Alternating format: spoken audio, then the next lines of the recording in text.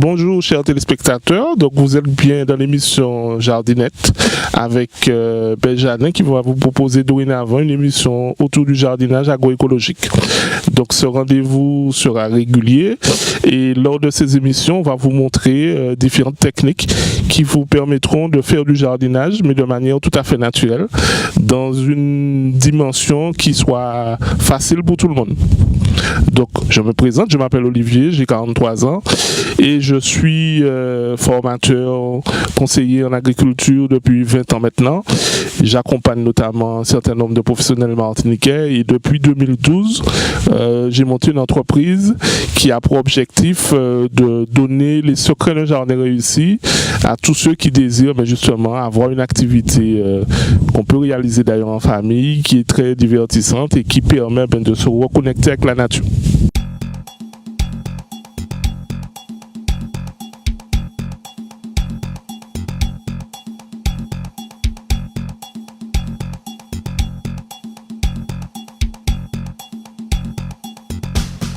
Donc aujourd'hui, le thème de l'émission, on va parler notamment de quelques techniques pour la protection de notre jardin. Donc comment faire face à un certain nombre de difficultés. Et pour cela, je vais vous présenter deux plantes très utiles en termes de protection du jardin. C'est premièrement la citronnelle et deuxièmement, on va travailler avec le gros thym. Donc on commence d'abord par le gros thym, donc avec un joli nom scientifique, donc c'est Plectranthus amboinicus. Alors vous allez vous demander souvent, mais quel est l'intérêt d'avoir un nom scientifique pour les plantes? Donc je vais vous donner juste une petite anecdote.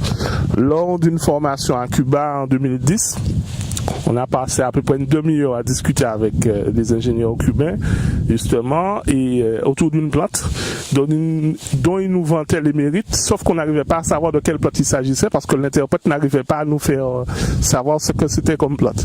Jusqu'à ce que l'un d'entre nous leur demande, mais donnez-nous le nom scientifique. Et là, on a su que c'était juste un haricot tout à fait commun.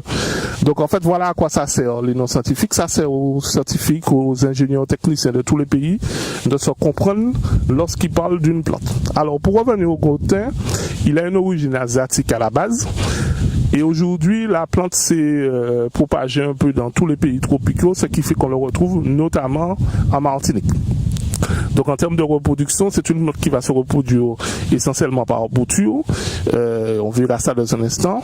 Sachant que vous pouvez dans l'absolu retrouver des graines de gros thym, mais la floraison en Martinique est très rare. Donc pour qu'il y ait graines, il faut qu'il y ait d'abord floraison, ensuite fruits, et après vous avez la possibilité d'avoir des graines. Donc la possibilité d'avoir des graines de gros thym en Martinique, elle est proche de zéro. Le gros thym, avant de parler de ses usages dans le jardin, il faut savoir que c'est une plante qui, si elle était utilisée comme condiment dans un premier temps, est très rapidement devenue une plante médicinale, notamment pour tout ce qui est des problèmes de nervosité, tout ce qui est les plaies, les petites plaies et les piqûres d'insectes. Alors bien évidemment, l'usage médicinal vous oblige à demander l'avis d'un professionnel de la médecine, donc de médecin, avant tout usage qui risquerait de causer plus de tort que de bienfaits. Donc il est important, je rappelle, et on va le rappeler systématiquement dans cette émission, quand vous voulez utiliser des plantes médicinales, demandez l'avis de votre médecin de famille à ce qui puisse valider justement l'usage que vous voulez faire de telle ou telle plante. Le gros thym a un intérêt particulier dans nos jardins, bocailles, c'est qu'il va nous permettre de protéger l'ensemble des plantes du jardin. Alors, comment ça se passe? Ça fait... Le gros thym fait partie en fait d'un type de plante qu'on appelle les plantes insectifuges. Donc on va permettre, en émettant des substances volatiles, donc des substances qui vont se propager dans l'air, de repousser un certain nombre d'insectes, on va dire nuisibles, à notre jardin. Donc ces substances volatiles sont captées par ces insectes qui vont s'éloigner de notre jardin et puis aller s'amuser ailleurs. Donc il est très important en fait d'en mettre dans notre jardin, sachant que de manière traditionnelle c'est une pratique qui existe depuis très longtemps dans nos jardins en Martinique. Donc ce qu'il faut savoir, c'est comment donc propager cette plante, comment la multiplier. Et du coup, on va faire dans un instant une démonstration où je vais vous montrer du bouturage sous gros-thym et comment je dispose les boutures que je vais obtenir dans ce jardin de manière à ce que ça soit le plus efficace possible. Maintenant, je vais vous montrer comment on va, à partir d'une broche de gros-thym, faire du bouturage. Donc, le principe du bouturage, il est relativement simple. Il va s'agir pour nous de permettre à la plante, avec un fragment de plante, de réaliser d'autres plantes. On va compter le nombre de nœuds sur cette tige, 1, 2, 3, et on coupe par la suite en biseau. Alors pourquoi en biseau? Il s'agit pour nous d'éviter que l'eau qui tombe, que ce soit par arrosage ou que ce soit par la pluie, ne vienne rester ici et puis provoquer un début de pourriture. Donc ça va permettre à l'eau justement de glisser et d'évacuer la plante plus rapidement. Donc une fois qu'on a notre bouture de gros-thym, ce qu'on va faire, on va l'installer tout autour de notre jardin. Donc on réalise un petit trou avec le transplantoir, on met en place la bouture, on referme et on arrose tout de suite. Alors pourquoi on arrose tout de suite? On a une bouture qui était sur une tige, qui était relativement riche en eau. Il s'agit de ne pas trop la stresser, de la remettre dans un milieu où elle va trouver un peu d'eau rapidement. Alors l'arrosage se fait toujours de manière délicate. Il ne faut pas que l'eau vienne noyer la plante. Donc le premier arrosage est quand même plus important. Donc pour vous donner une idée, sur une bouture comme ça, vous allez mettre 1 litre d'eau les 2 premiers jours. Donc 1 litre le premier jour, 1 litre le deuxième jour. L'idée c'est de toujours maintenir humide pendant les premiers jours la zone qui est autour du plant, c'est-à-dire sur un diamètre d'à peu près 20 à 30 cm, maintenir toujours cette zone-là relativement humide. Alors, pour vous expliquer un peu le fonctionnement du gros-thym en protection du jardin, c'est qu'une fois qu'il aura des feuilles, ces feuilles vont émettre les substances volatiles et ça va protéger une certaine surface. Mais si j'avais un seul plant de gros-thym, ça n'aurait pas été très efficace. Et en réalité, je vais en disposer environ 6 sur cette surface, de manière à ce qu'on ait une protection globale de notre jardin. En sachant que je vais cumuler l'action du gros-thym avec l'action d'autres plantes, notamment de la citronnelle, sachant que l'oignon pays qui est ici est déjà lui-même une plante qui va faire de la protection. Les plants de menthe qui sont ici également. Donc on est dans une zone qui va permettre le développement d'un certain nombre de plantes maraîchères comme la tomate que vous trouvez ici.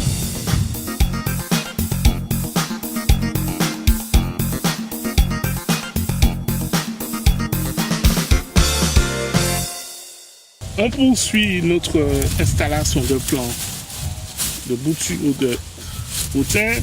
Toujours le même principe. Je prépare mon trou. J'installe la bouture. Je rebouche. Et je vais arroser par la suite.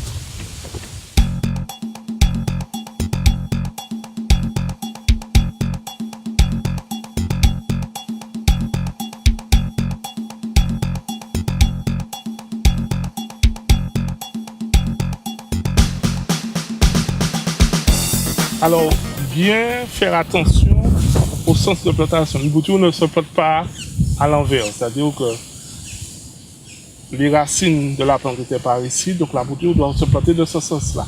Alors, c'est important justement, lorsque vous préparez vos boutures la veille ou le matin, de mettre toutes les boutures dans le bon sens dès le départ pour ne pas vous planter. Alors, l'astuce, c'est d'observer ici, là, le pédoncule des feuilles, vous voyez qu'il part vers le haut, donc ça veut dire que les racines étaient vers le bas.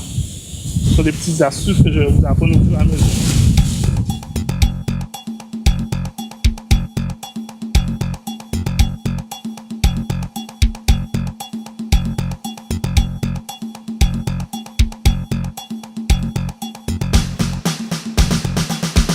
Nous avons à plusieurs reprises au cours de cette émission parlé d'agroécologie, donc je vais vous expliquer de quoi il s'agit. Alors en fait, pour comprendre l'agroécologie, il faut juste observer la nature autour de soi, utiliser cette nature comme modèle pour faire du jardinage. Alors je vais vous donner un ou deux exemples. Le compostage, par exemple, dont vous entendez parler beaucoup par tous les jardiniers amateurs ou professionnels, c'est une pratique qui existe déjà à l'état naturel. Alors la prochaine fois que vous allez en forêt, vous allez regarder au sol. Et vous allez voir qu'il y a une couche de feuilles et de branches au sol, donc tombées des arbres, qui va entrer en décomposition et qui va permettre justement de nourrir ces arbres. Donc tous les pieds de mahogany et autres qui sont dans la forêt, personne ne va leur mettre d'engrais utilisables en agriculture biologique et pourtant ils vont pousser très bien. Et c'est ce que l'homme va imiter, va recréer lorsqu'il va faire du jardinage. Donc on va faire un tour tout de suite de notre jardin. Je vais vous montrer quelques exemples de ce que c'est l'agroécologie et en quoi c'est une imitation de la nature. Alors, si on s'arrête un instant ici, vous avez ici là ce qu'on appelle le paillage. Donc le paillage c'est quoi? C'est des herbes que j'ai coupées un peu autour du jardin et qui vont me permettre d'une part d'empêcher aux herbes indésirables mais de pousser, de venir concurrencer tout ce qu'on a ici, par exemple l'oignon pays là. Et ça va aussi permettre de garder l'humidité du sol et donc d'arroser moins. Par exemple, on vient d'avoir une petite averse à l'instant. Cette petite averse sur un jardin paillé comme ici permet de garder l'eau disponible pour les plantes pendant environ 2 ou 3 jours. Et ça, c'est très important. Ça veut dire que j'aurai moins de temps à consacrer à l'arrosage. Autre chose que vous allez remarquer dans ce jardin, c'est qu'il y a plusieurs types de plantes très différentes les unes des autres qui vont être associées. C'est ce qu'on appelle une association de culture. Donc on a de la tomate ici, encadrée par de l'oignon pays. Voilà ici un des exemples de l'agroécologie. Donc vous avez un pied de tomate ici qui, bien qu'il ait souffert du passage de l'ouragan, est bien protégé par un certain nombre de pieds d'oignon pays qui eux aussi vont émettre des substances volatiles d'une part et vont aussi par leurs racines diffuser certaines substances qui vont protéger la tomate de certaines maladies qui pourraient l'affecter. Donc ça aussi c'est de l'agroécologie. Après, l'agroécologie a aussi comme principe d'avoir une utilisation la plus efficace possible de l'espace qu'on va cultiver. Donc c'est pour ça que sur nos si petits jardins, vous allez avoir des groseilles ici, de la tomate, une variété de menthe ici, une autre variété par là, de l'oignon pays, de la tomate, de la papaye, de l'ananas par ici. Voilà. Et ici, là, en début de planche, un petit pied de citronnelle qui lui aussi va participer à la protection de notre jardin. Donc l'agroécologie, c'est aussi ça, c'est aussi une manière de faire du jardinage tout à fait naturel, mais très efficace. Vous aurez bien compris, chers amis téléspectateurs, l'importance d'avoir dans son jardin du gotin, donc plante qui va rendre un certain nombre de services au jardinier, en lui permettant de se protéger des insectes nuisibles. Donc il vous reste à trouver quelques tiges pour faire des boutures et à tenter par vous-même cette expérience qu'on a réalisée aujourd'hui.